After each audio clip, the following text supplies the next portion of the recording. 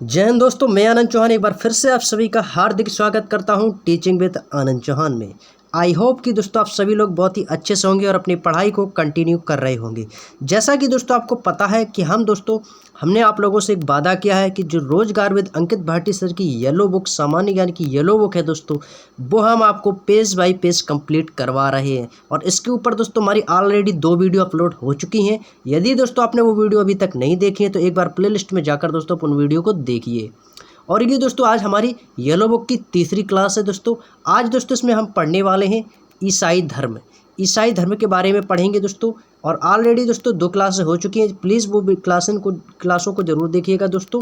वो क्लास आपको प्लेलिस्ट में मिल जाएंगी। तो एक बार सभी प्यारे दोस्त फटाफट वीडियो को लाइक कर देंगे। जिन दोस्तों ने अभी तक वीडियो को लाइक नहीं किया है तो सभी प्यारे दोस्त वीडियो को लाइक कर देंगे और सेशन को शेयर कर देंगे। और यदि अभी तक आपने चैनल को सब्सक्राइब नहीं किया तो प्लीज़ दोस्तों सभी प्यारे दोस्त चैनल को सब्सक्राइब करें और बेल आइकन को प्रेस करें दोस्तों, जिससे मिलने वाली सभी नोटिफिकेशन आपको समय पर मिल सके। तो चलिए दोस्तों वीडियो की स्टार्ट करते हैं फटाफट। यहाँ पर दोस्तों पहला पॉइंट दिया गया है कि ईसाई धर्म के संस्थापक, सभी को पता होगा कि जो दोस्तों ईसाई धर्म के जो संस्थापक थे, ईसाई धर्म के संस्थापक कौन थे? ईसाई धर्म के संस्थापक कौन थे दोस्तों? आपके थे ईसा मसीह। ईसाई धर्म के संस्थापक ईसा मसीह हैं। और दोस्तों इनका प्रमुख ग्रंथ, ईसाई धर्म का प्रमुख ग्रंथ जो होता है वो दोस्तों आपका है बाइबल। ये एग्जाम में दोस्तों आपसे पूछा जाता है कि ईसाई धर्म का पवित्र ग्रंथ कौन सा है? वो है आपका बाइबल। और ईसा मसीह का दोस्तों यदि आपसे जन्म पूछा जाता है तो ईसा मसीह का जन्म जेरूशलम के निकट बैथलेहम नामक स्थान पर हुआ था। जेरूशलम के निकट बैथलेहम नामक स्थान पर हुआ था। और दोस्तों जो हम दोस्तों 25 दिसंबर को क्या मनाते हैं? सभी प्यारे दोस्त बताएंगे। 25 दिसंबर को दोस्तों हम मनाते हैं क्रिसमस डे। 25 दिसंबर को क्या मनाते हैं दोस्तों? Christmas day. और इसी क्रिसमस डे में को दोस्तों हम ईसा मसीह के जन्म दिवस पर मनाते हैं। ईसा मसीह के जन्म को ही दोस्तों हम क्रिसमस दिवस कहते हैं और क्रिसमस डे दोस्तों इन्हीं के जन्म के रूप में मनाते हैं। नेक्स्ट दोस्तों हम बात करते हैं इनकी माता का नाम। जो दोस्तों इनकी माता का नाम था, ईसा मसीह की माता का नाम क्या था दोस्तों? ईसा मसीह की माता का नाम मैरी था। क्या नाम था दोस्तों? मैरी। इनकी माता का नाम मैरी था तथा पिता का नाम जोसेफ था। पिता का नाम जोसेफ और माता का नाम मैरी। और दोस्तों इनके जीवन के प्रथम 30 वर्षों में ये बढ़ई का काम करते थे। नेक्स्ट, इनके पहले 2 शिष्य हुए थे। कौन से 2 शिष्य थे दोस्तों? एडुस और पीटर। एडुस तथा पीटर ये इनके 2 शिष्य थे। ईसा मसीह को 33 ईस्वी में, देख रहे हैं दोस्तों, 33 ईस्वी में फांसी पर पोटियस ने चढ़ाया था। किसने चढ़ाया था दोस्तों? पोटियस ने चढ़ाया था। क्वेश्चन पूछा जाता है कि ईसा मसीह को फांसी कब दी गई थी? तो वो दी गई थी दोस्तों आपको 33 ईस्वी में। और फांसी पर किसने चढ़ाया था दोस्तों? वो चढ़ाया था आपका दोस्तों पोटियस ने। याद रखना, पोटियस ने सन 33 में ईसा मसीह को फांसी पर चढ़ाया था। नेक्स्ट, ईसाई धर्म का प्रमुख ग्रंथ सभी को पता, वो ग्रंथ क्या है दोस्तों? आपका बाइबल है। और इनका प्रमुख चिन्ह सभी को पता हुआ, ईसाई धर्म का जो इनका प्रमुख चिन्ह जो होता है वो क्या होता है दोस्तों? क्रॉस का चिन्ह। आपने देखा होगा ये जो चिन्ह होता है ना दोस्तों, ये चिन्ह किसका है? क्रॉस का। ये ईसाई धर्म का दोस्तों प्रमुख चिन्ह होता है। तो ईसाई धर्म से दोस्तों जितने भी इंपॉर्टेंट क्वेश्चन बनते थे तो ये बुक में आपको दिए गए हैं। आपका ईसाई धर्म दोस्तों यहाँ से कंप्लीट हो जाता है। अब यहाँ से दोस्तों स्टार्ट होता है हमारा इस्लाम धर्म। अब पढ़ेंगे दोस्तों इस्लाम धर्म के बारे में। इस्लाम धर्म के संस्थापक कौन से? हजरत मोहम्मद साहब। हजरत मोहम्मद साहब जो थे दोस्तों ये आपके इस्लाम धर्म के संस्थापक थे। तो यदि आपसे संस्थापक पूछा जाता है तो हजरत मोहम्मद साहब इस्लाम धर्म के संस्थापक थे। इनका जन्म कब हुआ था? तो इनका जन्म जो है दोस्तों 570 ईस्वी में मक्का में हुआ था। और मक्का ये कहाँ पड़ता है दोस्तों? आपका सऊदी अरब में। यदि आपसे दोस्तों इनके पिताजी का नाम पूछा जाता है तो इनके पिता का नाम अब्दुल्ला तथा माता का नाम अमीना था। क्या नाम था? अमीना। पिता का नाम अब्दुल्ला तथा माता का नाम अमीना था। नेक्स्ट, हजरत मोहम्मद साहब को 610 ईस्वी में मक्का के पास हीरा नामक गुफा में ज्ञान की प्राप्ति हुई थी। यदि दोस्तों आपसे पूछा जाए कि हजरत मोहम्मद साहब को ज्ञान की प्राप्ति कब हुई थी, तो वो प्राप्ति हुई थी इनको 610 ईस्वी में। और कहाँ पर? हीरा नामक गुफा में। नेक्स्ट, 24 सितंबर 622 ईस्वी को पैगंबर के मक्का से मदीना की यात्रा को इस्लाम धर्म में हिजरी संवत के नाम से जाना जाता है। जो हिजरी संवत है दोस्तों, ये मक्का से मदीना की जो यात्रा है ये इसमें इस्लाम धर्म को हिजरी संवत के नाम से जाना जाता है।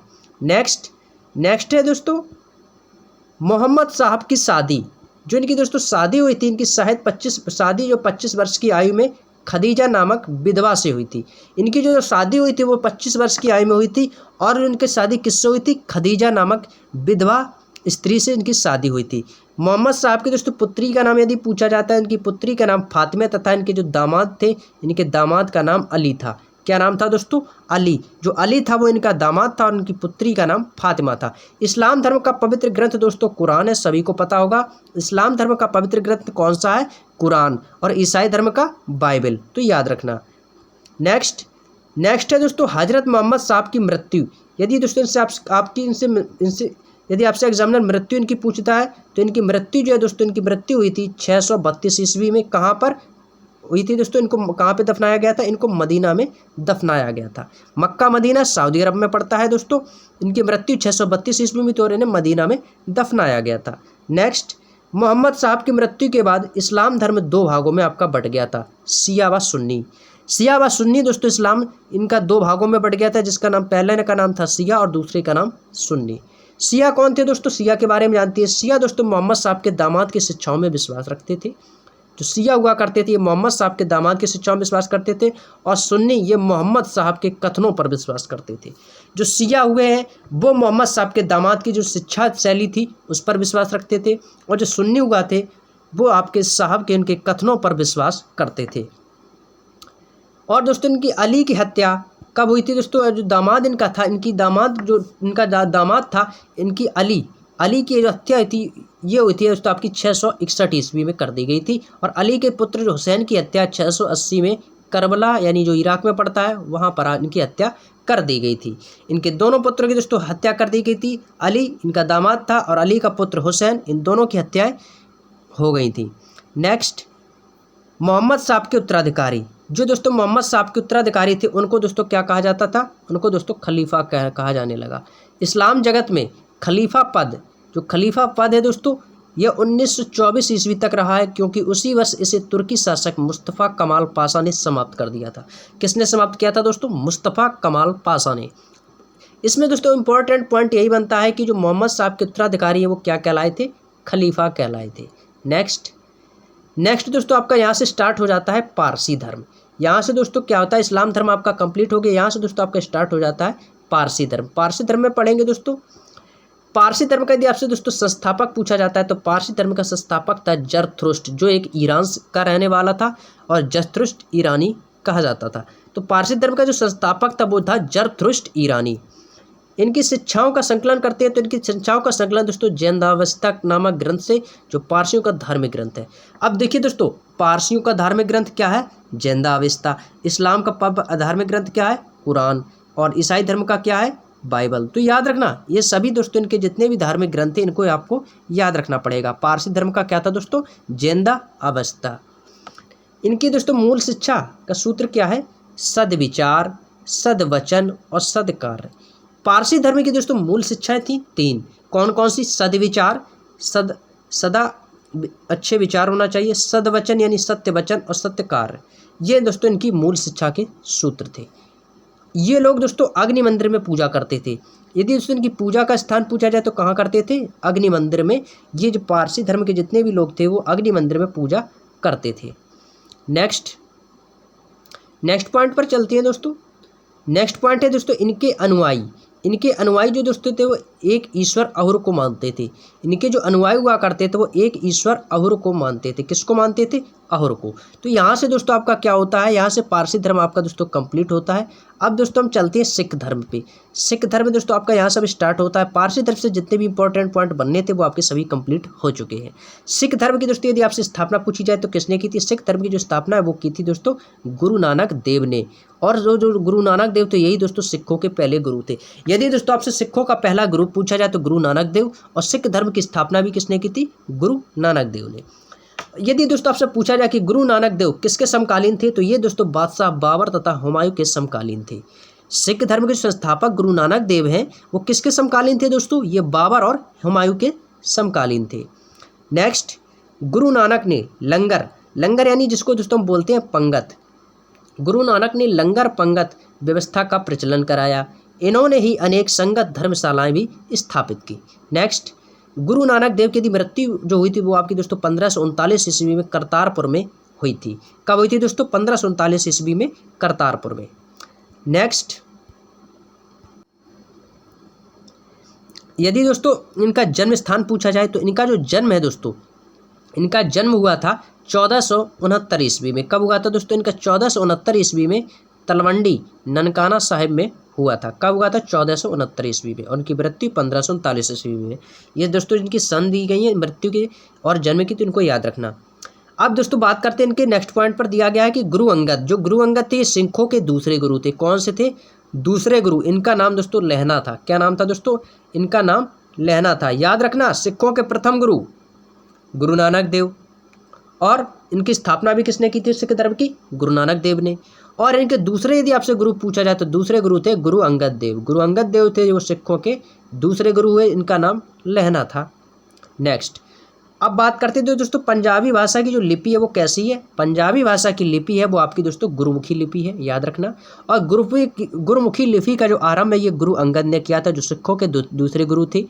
इन्होंने लंगर और पंगत व्यवस्था को स्थायी बना दिया था। स्टार्ट किसने किया था? गुरु नानक देव ने, और इन्हें इनको स्थायी बना दिया था। सिखों के यदि आपसे तीसरे गुरु पूछा जाए तो तीसरे गुरु थे गुरु अमरदास। गुरु अमरदास सिखों के तीसरे गुरु हुए, और गुरु अमरदास ने हिंदुओं से अलग होने वाले कई कार्य किए थे। क्वेश्चन यहाँ से दोस्तों इंपॉर्टेंट पॉइंट बनता है, वह सिखों का कौन सा गुरु था जो हिंदुओं से अलग होने के कार्य किए हैं? यानी हिंदुओं से अलग होने वाले कार्य किस सिख गुरु ने किए हैं? तो वो किसने किए हैं दोस्तों? गुरु अमरदास ने। और कौन थे ये? सिखों के तीसरे गुरु। नेक्स्ट पॉइंट पर बात करते हैं। इन्होंने सिखों के लिए, यहाँ पर दिया दोस्तों, इन्होंने सिखों के लिए हिंदू से अलग विवाह पद्धति बनाई, जैसे लवन कहते हैं। क्या कहते हैं दोस्तों? लवन।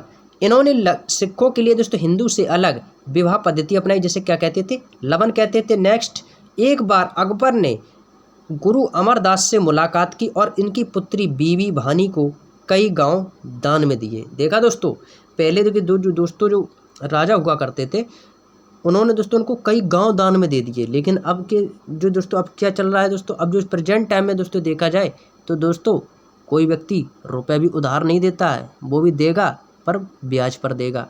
पहले क्या करते थे दोस्तों, गांव के गांव दान में दे दिया करते थे, लेकिन अब कंडीशन दोस्तों बहुत ही चेंज हो चुकी है। तो पहले दोस्तों लोग जो हुआ करते थे बहुत दानी हुआ करते थे। अब यहाँ पर देखो अकबर ने दोस्तों गुरु अमरदास से मुलाकात कर उनकी पुत्री बीबी भानी को कई गांव दान में दे दिए। गांव दान में दे दिए, खेती तो बहुत दूर की बात रही, गांव के गांव दान में दे दिए। नेक्स्ट पॉइंट दिया दोस्तों सिखों के चौथे गुरु। यदि आपसे दोस्तों सिखों के चौथे गुरु के बारे में पूछा जाए तो सिखों के चौथे गुरु थे गुरु रामदास। जो गुरु रामदास थे वो सिखों के चौथे गुरु थे। अकबर ने गुरु रामदास की पत्नी बीबी भानी, अब देखिए दोस्तों जो गुरु अमरदास थे, गुरु अमरदास की पुत्री कौन थी? बीबी भानी। और बीबी भानी के पति कौन थे? उनके चौथे गुरु रामदास। यानी अकबर ने गुरु रामदास की पत्नी, अब रामदास की पत्नी कौन है? बीबी भानी। और बीबी भानी किसकी पुत्री हैं? गुरु अमरदास की। तो याद रखना दोस्तों, तो बीबी भानी को 500 बीघा जमीन दी और गुरु रामदास ने इस जमीन पर अमृतसर पंजाब में पड़ता है, जलाशय तथा अमृतसर शहर की स्थापना की। अमृतसर शहर का पहला नाम रामदासपुर था। याद रखना दोस्तों, अमृतसर शहर का पहला नाम क्या था? रामदासपुर। तो रामदासपुर जो था, ये दोस्तों जो सिखों के चौथे गुरु रामदास थे, इन्हीं के नाम पर दोस्तों अमृतसर शहर का पहला नाम रखा गया था। बाद में जाके ये दोस्तों अमृतसर कहलाया, क्योंकि दोस्तों अमृतसर में दोस्तों एक जलाशय भी है। नेक्स्ट, गुरु अर्जन देव। गुरु जो अर्जुन देव थे, याद रखना ये सिखों के 5वें गुरु थे दोस्तों। गुरु अर्जन देव जो थे ये सिखों के 5वें गुरु थे। इन्होंने आदि ग्रंथ की रचना की। क्वेश्चन पूछा जाता है कि आदि ग्रंथ की रचना किसने की? गुरु अर्जुन देव ने। और वो सिखों के कैसे गुरु थे? 5वें गुरु। नेक्स्ट, इन्होंने हरमंदिर साहब स्वर्ण मंदिर का निर्माण अमृतसर जलाशय के अंदर करवाया था। इन्होंने जो दोस्तों है हरमंदिर साहब जो स्वर्ण मंदिर का निर्माण इन्होंने अमृतसर जलाशय के अंदर करवाया था। किसने? गुरु अर्जुन देव ने। नेक्स्ट, मुगल बादशाह जहांगीर। अब दोस्तों इसमें जहांगीर भी आया। जहांगीर ने गुरु अर्जुन देव की हत्या की थी। जहांगीर ने गुरु अर्जुन देव की हत्या की 1606 ईस्वी में राजकुमार खुसरो की सहायता करने के कारण करवा दी थी। इनकी दोस्तों हत्या है वो करवा दी थी किस कारण? राजकुमार खुसरो की सहायता करने के लिए। और मुगल बादशाह जहांगीर ने इनकी हत्या की थी कब? 1606 ईस्वी में। सिखों के यदि आपसे दोस्तों छठवें गुरु पूछा जाए तो सिखों के छठें गुरु थे गुरु हरगोविंद सिंह। गुरु गोविंद सिंह नहीं, गुरु हरगोविंद।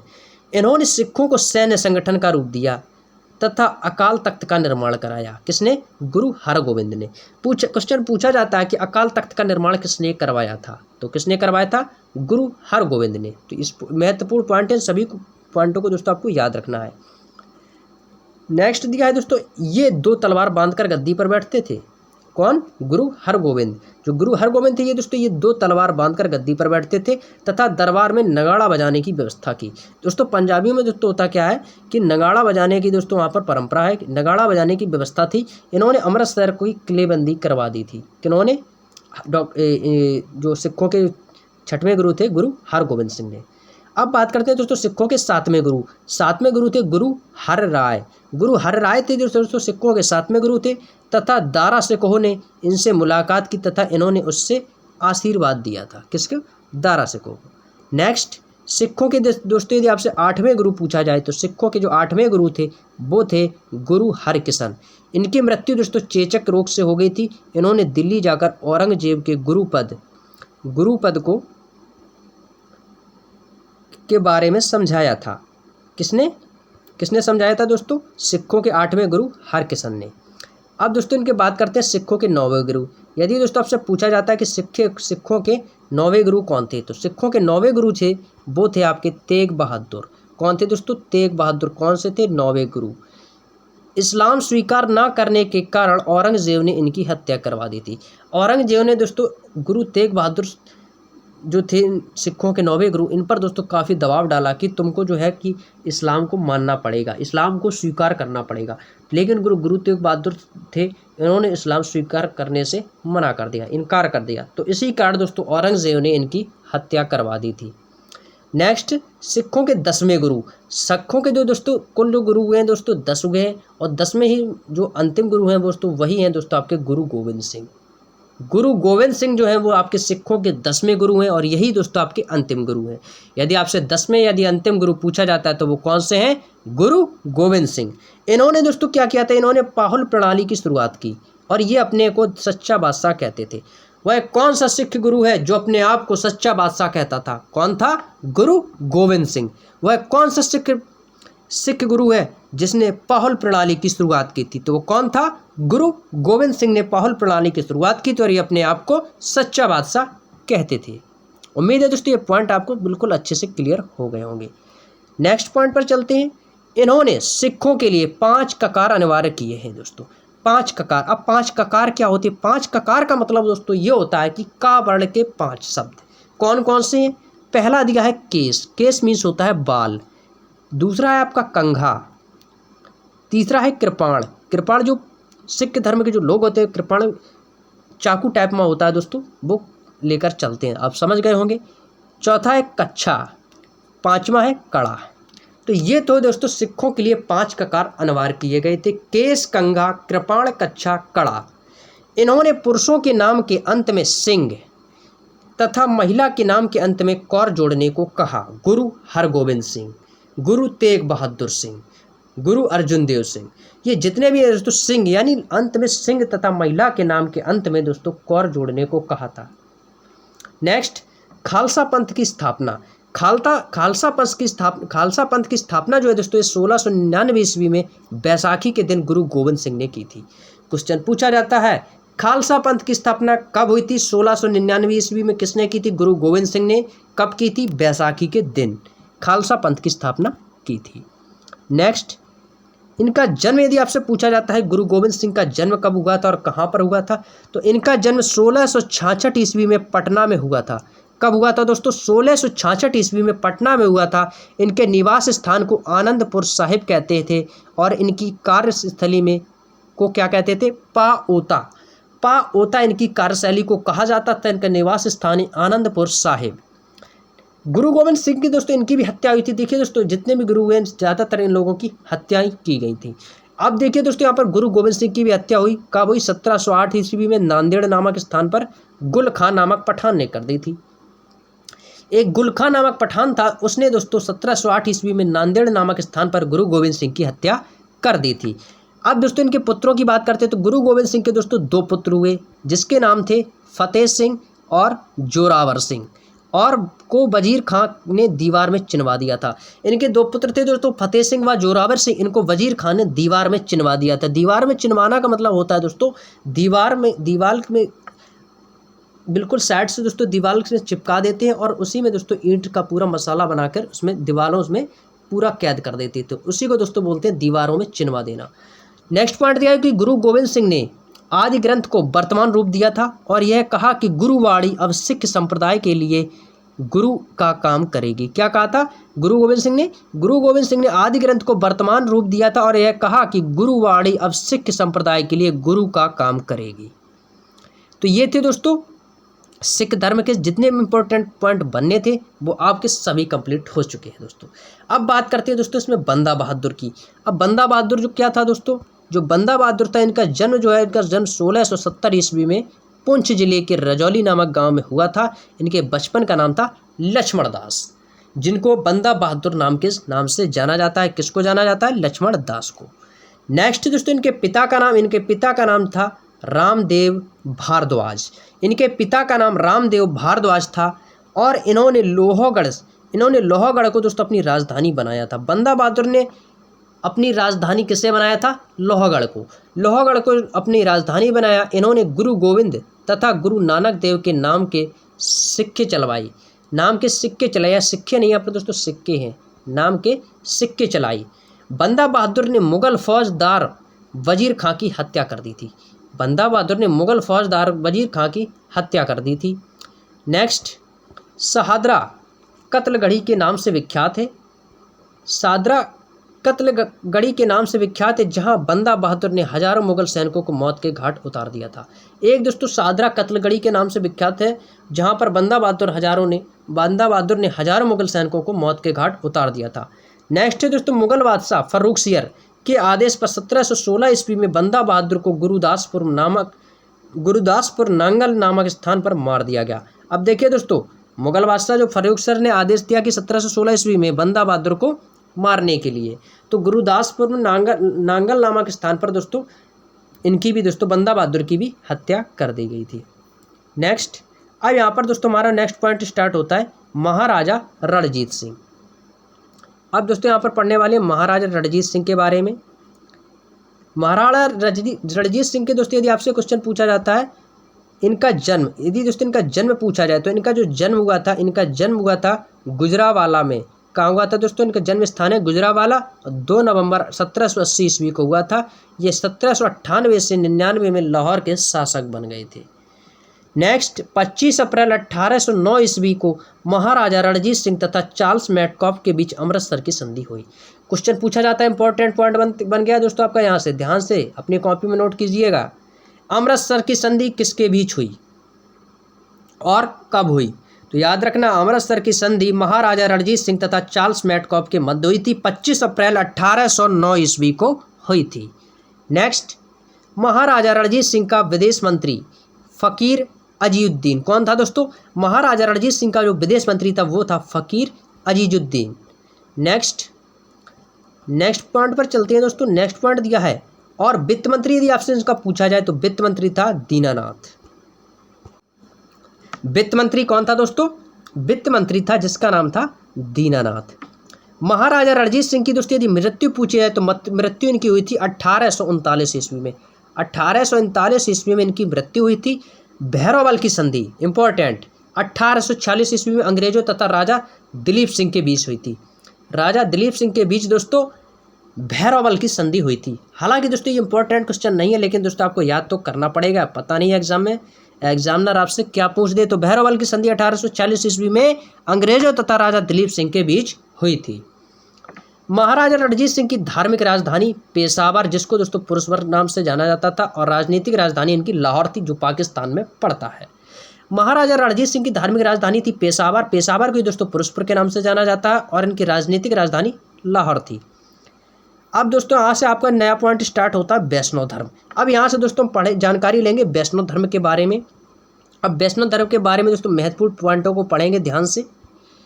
वैष्णव धर्म की जानकारी दोस्तों कहाँ से मिलती है? यदि दोस्तों इनकी जानकारी के बारे में चर्चा करते हैं तो इनकी जानकारी जो मिलती है वो दोस्तों उपनिषदों से मिलती है। किससे मिलती है दोस्तों? वैष्णव धर्म की जानकारी उपनिषदों से मिलती है।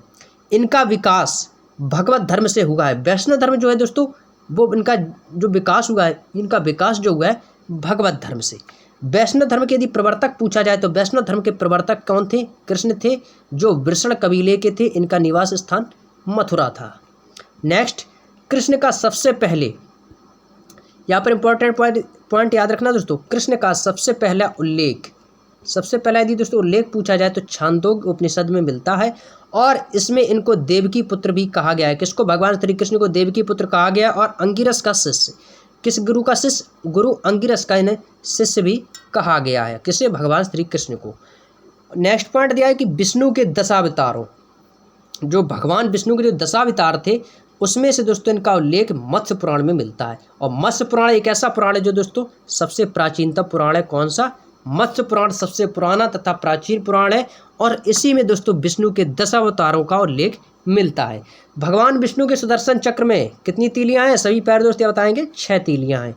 कितनी तीलियां हैं भगवान विष्णु के सुदर्शन चक्र में? 6 तीलियां हैं। अब दोस्तों यहाँ पर पॉइंट बनता है कि प्रमुख मत तथा आचार। प्रमुख मत तथा आचार मोस्ट इंपॉर्टेंट है। सभी प्यारे दोस्त बिल्कुल पढ़ेंगे ध्यान से और यहाँ से एक क्वेश्चन आपके एग्जाम में 100% पूछा जाना है। यहाँ से दोस्तों आपका एक क्वेश्चन 100% बनता है। आपका कोई भी एग्जाम हो, सभी एग्जाम में यहाँ से दोस्तों एक ना एक क्वेश्चन जरूर पूछा जाता है। प्रमुख मत तथा आचार। विशिष्टाद्वैतवाद के आचार्य कौन है? रामानुज। कौन है दोस्तों? रामानुज। शुद्धाद्वैतवाद के आचार्य कौन है? श्री वल्लभाचार्य। द्वैतवाद के कौन है? आनंद तीर्थ। और द्वैताद्वैतवाद के कौन है? निम्बार्काचार्य। याद रखना, विशिष्टाद्वैतवाद आपसे दोस्तों एग्जाम में पूछा गया क्वेश्चन है रामानुज। शुद्धाद्वैतवाद के कौन है? वल्लभाचार्य। द्वैताद्वैतवाद के कौन है? निम्बार्काचार्य। और द्वैतवाद के हैं आनंद तीर्थ। तो इन पॉइंटों को दोस्तों आपको याद रखना है। अब दोस्तों नेक्स्ट पॉइंट पर बात करते हैं, भारत के यवन राज्यों के बारे में थोड़ी चर्चा करते हैं। अब पढ़ेंगे दोस्तों भारत के यवन राज्य। कौन से? भारत के यवन राज्य।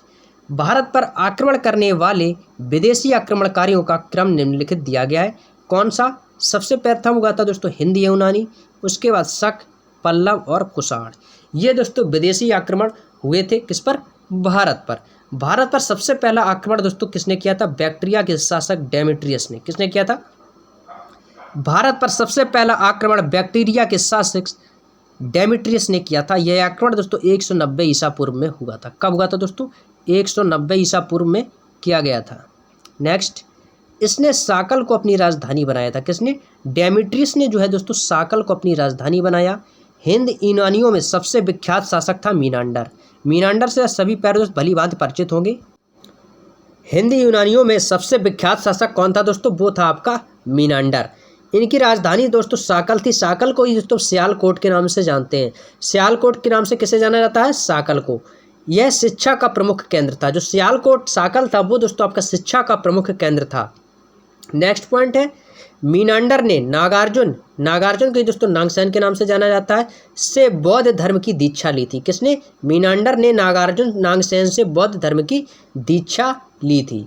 नेक्स्ट, मीनांडर के प्रश्न, यहाँ पर नेक्स्ट पॉइंट दिया है दोस्तों, मीनांडर के प्रश्न नागसेन द्वारा दिए गए उत्तर एक पुस्तक में। इस पुस्तक का नाम है मिलिंद पान्हो। कौन सी पुस्तक है दोस्तों? मिलिंद पान्हो। नेक्स्ट, भारत में सबसे पहले सोने के सिक्के। इंपॉर्टेंट पॉइंट कॉपी में नोट कर लो और दिमाग में भी छाप लेना है। एग्जाम में छपने वाला प्रश्न है और एग्जाम में छपेगा। भारत में सबसे पहले सोने के सिक्के किसने चलवाए थे? हिंद यूनानियों ने चलवाए थे। किसने चलवाए थे दोस्तों? याद रखना, हिंद यूनानियों ने भारत में सबसे पहले सोने के सिक्के चलवाए थे। नेक्स्ट, हेलेनिस्टिक आर्ट हिंद यूनानियों द्वारा चलाई गई प्राचीन आर्ट थी। कौन सी? Hellenistic art. भारत में गंधार कला इसका सर्वोत्तम उदाहरण है। गंधार कला जो है इसका सर्वोत्तम उदाहरण है। नेक्स्ट पॉइंट पर चलते हैं दोस्तों, पर्दे का प्रचलन। पर्दे का प्रचलन दोस्तों इंपॉर्टेंट पॉइंट बन गया यहाँ से आपका। पर्दे का प्रचलन किसने कराया था? जो पर्दे का प्रचलन दोस्तों किसने कराया था? यह भी दोस्तों आपका हिंद यूनानियों ने करवाया था। पर्दे का प्रचलन किसने करवाया था? हिंद यूनानियों ने। अब यहाँ से दोस्तों एक अपना इंपॉर्टेंट पॉइंट स्टार्ट होता है, शक। शक क्या थे दोस्तों? जो शक है वो यूनानियों के बाद आए थे। कब आए थे दोस्तों? यूनानियों के बाद जो दोस्तों शक आए थे। शकों की दोस्तों 5 शाखाएं थी। कितनी शाखाएं थी दोस्तों? शकों की 5 शाखाएं थी। हर शाखा की राजधानी भारत और अफगानिस्तान में अलग अलग भागों में थी। और दोस्तों इनकी जो 5 शाखाएं थी, वो 5 शाखाओं की दोस्तों राजधानियाँ थी वो अलग अलग थी, भारत और अफगानिस्तान में अलग अलग भागों में बटी हुई थी। शक, यदि दोस्तों आपसे पूछा जाए, जो शक थे वो मूलतः कहाँ के निवासी थे? जो शक जो मूलतः निवासी थे वो दोस्तों आपके मध्य एशिया के निवासी थे। वह भारत में चारागाह की खोज के लिए आए थे। चारागाह, पशुओं के जो चरने के लिए जो स्थान होता है चारागाह, तो चारागाह की खोज के लिए मध्य एशिया से शक आए थे। नेक्स्ट, प्रथम शक राजा मोआ। मोआ जो था, जो प्रथम शक राजा था, कौन सा था दोस्तों? मोआ। मोआ जो था वो प्रथम शक राजा था, जो 58 ईसा पूर्व में उज्जैन के एक स्थानीय राजा ने शकों को बाहर खदेड़ दिया था और विक्रमादित्य की उपाधि धारण की और संवत चलाया, जिसे विक्रम संवत के नाम से जाना जाता है। जो विक्रम संवत है, यह राजा विक्रमादित्य के नाम से चलाया गया संवत है विक्रम संवत। नेक्स्ट, उसी समय से विक्रमादित्य की उपाधि एक लोकप्रिय उपाधि बन गई थी। कौन सी? विक्रमादित्य की उपाधि तो एक लोकप्रिय उपाधि बन गई थी, जिनकी संख्या भारतीय इतिहास में 14 तक पहुंच गई है। कहाँ तक दोस्तों? 14 तक पहुंच गई है। शकों का सबसे प्रतापी राजा कौन था? रुद्रदामन प्रथम। जो रुद्रदामन प्रथम था वो शकों का प्रथम राजा, प्रतापी राजा था, जिसका शासन गुजरात के एक बड़े भाग पर था। गुजरात का एक बड़ा भाग था, उस पर रुद्रदामन प्रथम का शासन था। नेक्स्ट, रुद्रदामन ने मौर्यों द्वारा निर्मित सुदर्शन झीलों का पुनः उद्धार करवाया। रुद्रदामन ने ही दोस्तों मौर्यों द्वारा निर्मित सुदर्शन झील का पुनः उद्धार करवाया। क्वेश्चन पूछा जाता है कि सुदर्शन झील का पुनरुद्धार किसने करवाया? सुदर्शन झील का पुनरुद्धार किसने करवाया? तो वो था कौन? रुद्रदामन प्रथम ने। नेक्स्ट, रुद्रदामन प्रथम संस्कृत भाषा का बड़ा प्रेमी था। उसको दोस्तों जो संस्कृत भाषा थी वो बड़ी ही प्रिय थी। उसने संस्कृत भाषा में सबसे लंबा अभिलेख गिरनार अभिलेख जारी किया। कौन सा दोस्तों? गिरनार अभिलेख। सबसे लंबा अभिलेख कौन सा है? इंपॉर्टेंट पॉइंट छाप लेना दिमाग में, एग्जाम में छपने वाले प्रश्न। गिरनार अभिलेख था। कौन सा? सबसे लंबा अभिलेख यदि आपसे पूछा जाता है तो वो है दोस्तों आपका गिरनार अभिलेख। भारत में शक राजा अपने आप को क्या कहते थे? क्षत्रप कहते थे। शक राजा जो थे वो भारत में अपने आप को क्या कहते थे? क्षत्रप कहते थे। नेक्स्ट दोस्तों यहाँ से अपना पॉइंट स्टार्ट होता है सिकंदर का। अब बात करेंगे दोस्तों सिकंदर के बारे में। सिकंदर कहाँ का राजा था, इसका जन्म क्या हुआ था और इसके पिता का नाम क्या था? तो बात करते हैं सिकंदर के जन्म की। तो सिकंदर का जन्म दोस्तों 356 ईसा पूर्व में हुआ था। इनके पिता का नाम फिलिप था। सिकंदर के पिता का नाम फिलिप था और यह मकदूनिया का राजा था। सभी को पता होगा, बिल्कुल इजी क्वेश्चन है कि सिकंदर कहाँ का राजा था, तो यह मकदूनिया का राजा था।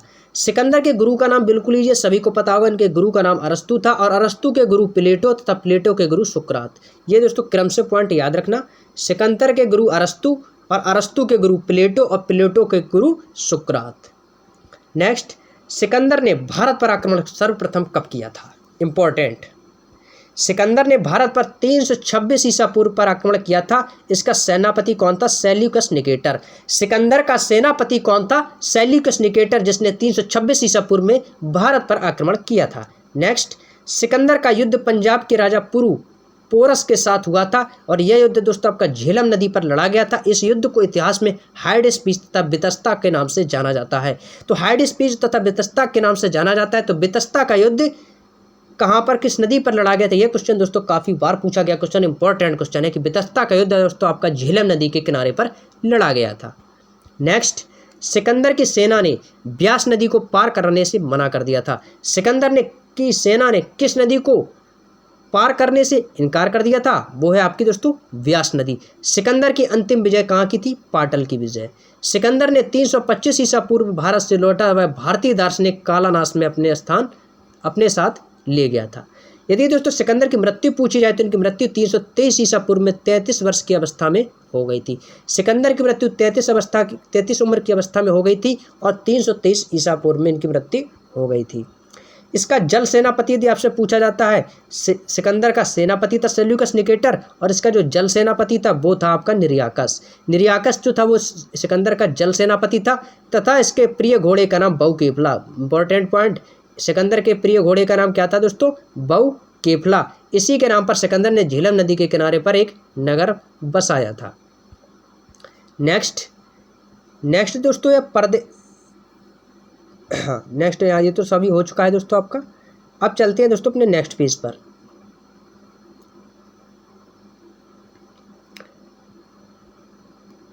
कहाँ तक का हो गया था दोस्तों? सिकंदर तक हो गया था ना।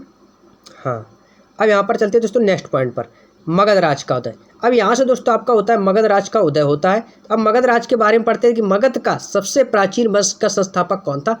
मगध जो राज्य था इसका दोस्तों संस्थापक था बृहद्रथ, और इसकी राजधानी थी गिरिब्रज, जिसको दोस्तों राजगृह के नाम से जाना जाता है। और बृहद्रथ का पुत्र का नाम क्या था? जरासंध। बस दोस्तों मगध राज के उदय से दोस्तों ये 3 इंपॉर्टेंट पॉइंट बनते हैं, तो इनको याद रखिएगा कि मगध राज का उदय के बारे में दोस्तों इंपॉर्टेंट पॉइंट है कि प्राचीन वंश का संस्थापक कौन था? बृहद्रथ था। इसकी राजधानी राजगृह थी और बृहद्रथ के पुत्र का नाम जरासंध था। अब बात करते हैं दोस्तों हर्यक वंश के बारे में। अब यहाँ से दोस्तों आपका स्टार्ट होता है हर्यक वंश। हर्यक वंश के बारे में पढ़ेंगे। हर्यक वंश का संस्थापक सभी को पता होगा। हर्यक वंश का संस्थापक बिंबिसार था। कौन था दोस्तों? हर्यक वंश का संस्थापक बिंबिसार था, जो 544 ईसा पूर्व में मगध की गद्दी पर बैठा। इसको श्रेणिक के नाम से भी जाना जाता है और वह बौद्ध धर्म को मानता था। हर्यक वंश का जो संस्थापक था बिंबिसार, वह किस धर्म को मानता था? बौद्ध धर्म को मानता था। यदि दोस्तों पूछा जाए कि प्रथम भारतीय राजा, तो प्रथम भारतीय राजा कौन था? बिंबिसार, जिसने प्रशासनिक व्यवस्था पर बल दिया था। नेक्स्ट है दोस्तों बिंबिसार ने बृहद्रथ को हराकर अंगराज को मगध राज्य में मिला लिया था। बिंबिसार ने दोस्तों बृहद्रथ को हराकर अंगराज्य को मगध में राज्य में मिला लिया था, और बिंबिसार के राजगृह का निर्माण उसे अपनी राजधानी बनाया था। बिंबिसार ने राजगृह का निर्माण कर उसको अपनी राजधानी बनाया। बिंबिसार के राजवैद्य जीवक को महात्मा बुद्ध की सेवा करने के लिए उसके पास भेजा गया था। नेक्स्ट, बिंबिसार ने वैवाहिक संबंध स्थापित कर अपने साम्राज्य का विस्तार किया, और बिंबिसार ने 52 वर्षों तक शासन किया। देखिएगा दोस्तों 52 वर्षों तक बिंबिसार ने शासन किया, और इनकी हत्या जो हुई थी, इनकी हत्या किसकी? बिंबिसार की हत्या इसी के पुत्र अजातशत्रु ने कर दी थी। और 492 ईस्वी में मगध की गद्दी पर अजातशत्रु बैठा। इसने अपने चचेरे भाई देवदत्त के कहने पर अपने पिता की हत्या की थी। देखा दोस्तों, पहले क्या हुआ करता था कि गद्दी के पीछे, शासन के पीछे पुत्र अपने पिता की हत्या कर देता था। जैसे कि दोस्तों बिंबिसार की हत्या किसने की? उसके पुत्र ने की। किसने? अजातशत्रु ने। और किसके कहने पर की? अपने चचेरे भाई देवदत्त के कहने पर की थी। अपने पिता की हत्या कर दी अपने चचेरे भाई देवदत्त के कहने पर, और अजातशत्रु गद्दी पर बैठ गया था मगध की। अजातशत्रु का यदि आपसे उपनाम पूछा जाता है, इनका उपनाम था कुड़िक, और इसका विवाह कौशल नरेश प्रसेन जिनकी पुत्री वाजिरा के साथ हुआ था। एक कौशल नरेश प्रसेन जिनकी पुत्री थी जिसका नाम वाजिरा था, तो अजातशत्रु जो कुड़िक के नाम से जाना जाता था, इनकी विवाह वाजिरा के साथ हो गया था। बाजरा नहीं, वाजिरा, नहीं तो आप बाजरा समझ बैठो। वह प्रारंभ में जैन धर्म का अनुयायी था, परंतु बाद में बौद्ध धर्म को मानने लगा। जो अजातशत्रु था दोस्तों, यह पहले जैन धर्म का अनुयायी था, उसके बाद वह बौद्ध धर्म को मानने लगा। अजातशत्रु ने दोस्तों 32 वर्षों तक मगध पर शासन किया, और अजातशत्रु के मंत्री का नाम वर्षकार था। क्या नाम था दोस्तों? अजातशत्रु के मंत्री का नाम वर्षकार था। इसी की सहायता से अजातशत्रु ने वैशाली पर विजय प्राप्त की थी। वैशाली पर विजय जो प्राप्त करने का मुख्य कारण था वर्षकार। जो वर्षकार था अजातशत्रु का मंत्री था। इसी की सहायता से अजातशत्रु ने वैशाली पर विजय प्राप्त की थी। 461 ईसा पूर्व में अपने पिता की हत्या पर उदयन मगध की गद्दी पर बैठा था, और जैन ग्रंथों में उदयन को पितृभक्त बताया गया तथा बौद्ध धर्म में उदयन को पितृहंता। पितृभक्त यानी पिता के प्रति भक्ति, और उदयन को बौद्ध ग्रंथ में पितृहंता यानी पिता की हत्या करने वाले को पितृहंता कहा जाता था, क्योंकि उदयन ने भी अपने पिता की हत्या कर दी थी। उदयन ने पाटलिपुत्र की स्थापना की। पाटलिपुत्र की स्थापना किसने की थी? उदयन ने पाटलिपुत्र की स्थापना की, और वह जैन धर्म का अनुयायी था। हर्यक वंश का अंतिम राजा यदि जो पूछा जाता है, तो अंतिम राजा कौन था?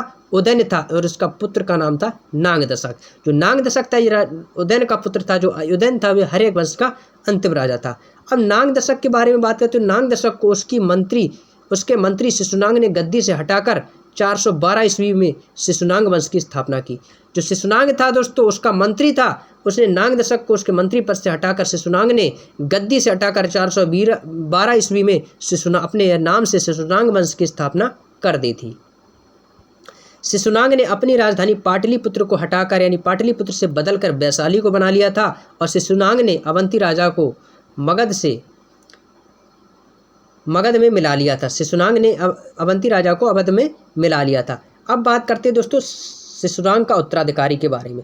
शिशुनाग का उत्तराधिकारी कौन था? शिशुनाग का उत्तराधिकारी था दोस्तों कालाशोक।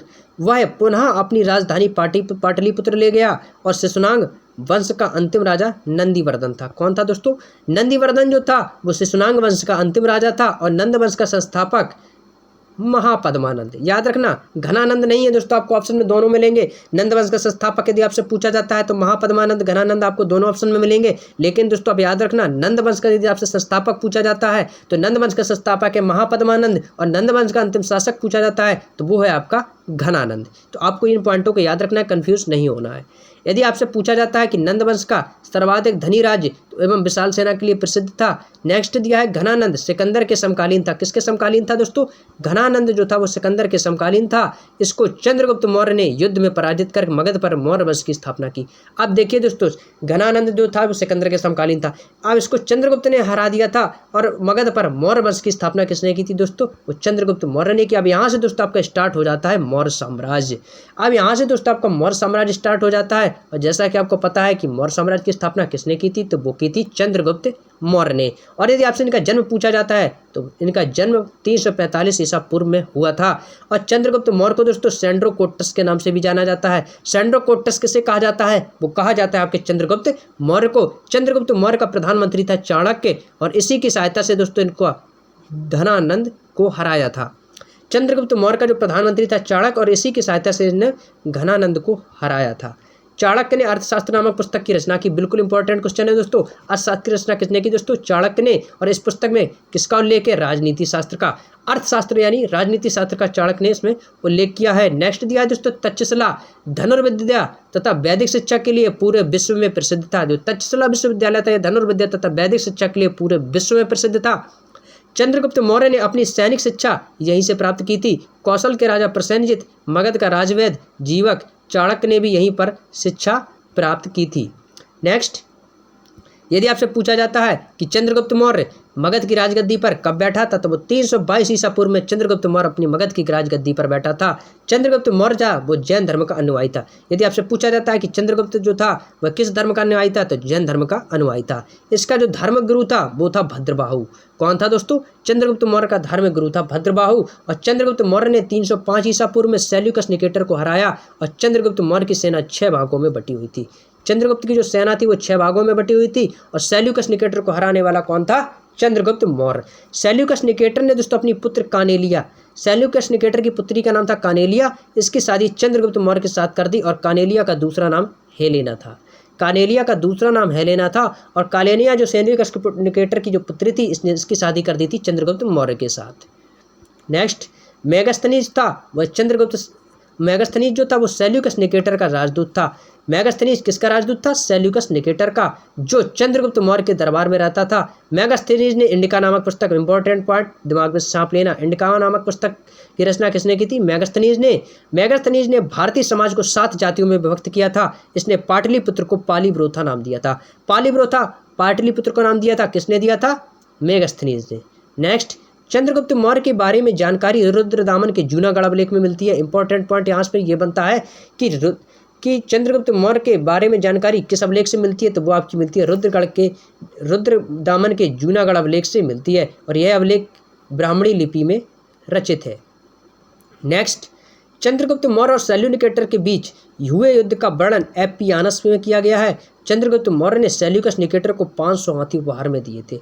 चंद्रगुप्त मौर्य ने जो है सेल्यूकस निकेटर को 500 हाथी उपहार में दिए थे। और चंद्रगुप्त की मृत्यु पूछी जाए 298 ईसा पूर्व में श्रवणबेलगोला जो आपका कर्नाटक में पड़ता है, तो इनकी मृत्यु जो है वो श्रवणबेलगोला कर्नाटक में हुई थी। चंद्रगुप्त की जो मृत्यु है वो 298 ईसा पूर्व में श्रवणबेलगोला कर्नाटक में इनकी मृत्यु हुई थी। नेक्स्ट, अब नेक्स्ट पॉइंट यहाँ से दोस्तों बनता है आपका बिंदुसार। अब बिंदुसार के बारे में दोस्तों बात करते हैं, छोटा सा टॉपिक, इसको भी जल्दी से फिनिश कर लेते हैं। बिंदुसार, अब दोस्तों यहाँ से अब चंद्रगुप्त की मृत्यु होगी। चंद्रगुप्त मौर्य के मृत्यु के पश्चात दोस्तों इसका उत्तराधिकारी जो बना था वो था दोस्तों बिंदुसार।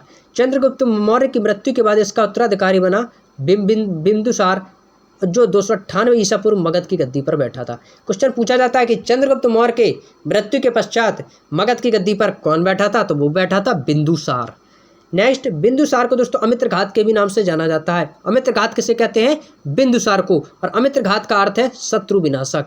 अमित्रघात का अर्थ होता है शत्रु विनाशक, यानी शत्रु का विनाश करने वाला। और बिंदुसार जो था वो आजीवक संप्रदाय का अनुयायी था। जो बिंदुसार था दोस्तों वो आजीवक संप्रदाय का अनुयायी था। बिंदुसार के दरबार में डाइमेकस नामक राजदूत सीरियन के राजा एंटियोकस ने भेजा था। नेक्स्ट, बौद्ध विद्वान तारानाथ जो बौद्ध विद्वान था तारानाथ, वह बिंदुसार के 16 राज्यों का विजेता बताया जाता है। जैन ग्रंथों में दोस्तों बिंदुसार को सिंहसेन कहा गया है। सिंहसेन किसे कहा गया दोस्तों? बिंदुसार को सिंहसेन कहा गया। यह किस ग्रंथ में? जैन ग्रंथ में। नेक्स्ट, तक्षशिला में हुए विद्रोह को दबाने के लिए बिंदुसार ने अशोक को भेजा था। तक्षशिला विद्रोह का मुख्य कारण अधिकारियों का दुर्व्यवहार था। क्वेश्चन पूछा जाता है कि तक्षशिला विद्रोह का मुख्य कारण क्या है? तो वो मुख्य कारण है अधिकारियों का दुर्व्यवहार। तो दोस्तों आज की क्लास को दोस्तों यहीं तक रखेंगे। अब जब नेक्स्ट टॉपिक दोस्तों पढ़ेंगे तो यहाँ से दोस्तों हमारा नेक्स्ट टॉपिक स्टार्ट होगा अशोक से दोस्तों हम यहाँ पर स्टार्ट करेंगे। तो यहाँ पर दोस्तों हमने बिंदुसार तक दोस्तों कवर कर लिया है और उम्मीद है दोस्तों आप लोगों को बिल्कुल अच्छे से क्लियर हो गया होगा। अब यहाँ से दोस्तों अशोक के बारे में हम चर्चा करेंगे नेक्स्ट वीडियो में। तो उम्मीद है दोस्तों आप लोगों को वीडियो बेहद पसंद आया होगा। यदि दोस्तों आपको लगता है वीडियो वाकई हमारे लिए हेल्पफुल है तो प्लीज़ सभी पर दोस्त वीडियो को लाइक कर दें और यदि चैनल पर नए हो तो प्लीज़ चैनल को सब्सक्राइब करें और बेल आइकन को प्रेस करें, जिससे आने वाली सभी नोटिफिकेशन दोस्तों आपको समय पर मिल सके। तो चलिए दोस्तों हम आप लोगों को मिलेंगे नेक्स्ट वीडियो में। तब तक के लिए आप सभी प्यारे दोस्तों का बहुत बहुत धन्यवाद और कमेंट बॉक्स में दोस्तों जरूर बताएं कि आप लोगों को क्लास कैसी लगी। Thank you so much. जय हिंद, जय भारत।